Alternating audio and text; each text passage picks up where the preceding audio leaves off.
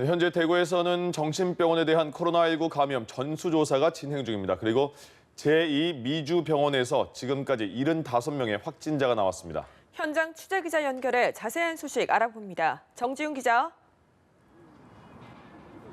네, 대구 달성군 제2미주병원에 나와 있습니다. 어제 61명의 확진자가 나온 데 이어 오늘도 추가 확진자 13명이 나왔습니다. 어젯밤에 이어 오늘도 오전부터 확진 환자 이송을 시작해서 조금 전 격리병동으로 추가 확진자 이송을 모두 마쳤습니다. 제2미주병원은 앞서 103명의 집단 감염이 발생한 대실 요양병원과 같은 건물에 위치해 있는데요. 보건당국은 지난 21일 제2미주병원 종사자 72명에 대해 코로나19 진단검사를 했는데 이때는 종사자 모두가 음성 판정을 받았습니다. 하지만 이후 지난 25일에 환자 중 3명이 코로나19 감염 의심 증상을 보였고 환자 1명이 확진됐습니다. 보건당국은 이후 종사자 모두를 재검사하는 한편 입원 환자 283명에 대해 진단검사를 진행했습니다. 검사 결과 어제 환자 61명이 감염된 것으로 확인됐고 오늘 추가로 13명의 확진자가 발생했습니다. 이로써 제2미주병원에서만 75명의 감염자가 나왔습니다. 아직 25명이 검사 결과를 기다리고 있는 중이어서 확진자 수는 더 늘어날 수도 있습니다. 이처럼 제2미주병원에서 집단 감염이 발생하면서 방역당국의 늑장 대책에 대한 비판도 나옵니다. 대구시의 입장 어떤가요?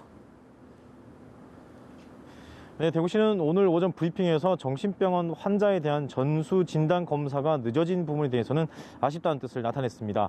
방역당국은 당시 한정된 인력으로 최선의 선택을 했다고 강조를 했는데요. 당시 요양병원과 복지시설 등 고위험 시설에 대한 1차 전수조사를 진행하고 있는 시점이었는데 전수 진단검사에 필요한 인력이 부족한 상황에서 선택과 집중을 할 수밖에 없었다는 입장입니다. 하지만 요양병원과 정신병원이 같은 건물에서 같은 승강기를 사용하고 있어 사실상 한 몸처럼 연결돼 있었습니다.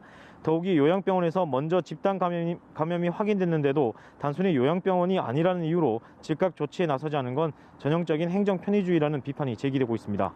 그뿐만 아니라 제2미주병원은 정신병원 특성상 대부분 폐쇄병동으로 운영되는데 간병인 등 종사자만 우선 검사하고 환자들은 조사하지 않았다는 사실은 더 이해하기 어렵다는 지적입니다.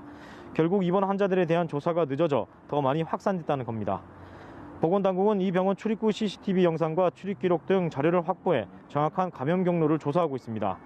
또 제2미주병원 사태를 막기 위해 지역 17개 정신병원 입원 환자 2,200여 명을 대상으로 전수 진단검사를 벌일 계획입니다. 한편 요양병원과 다른 병원에서도 확진자가 계속 나오고 있습니다. 김신요양병원 2명, 한사랑요양병원 6명, 배성병원 1명, 파티마병원 1명, 진병원 1명 등이 추가로 확진 판정을 받았습니다. 지금까지 대구 제2미주병원에서 연합뉴스TV 정준입니다.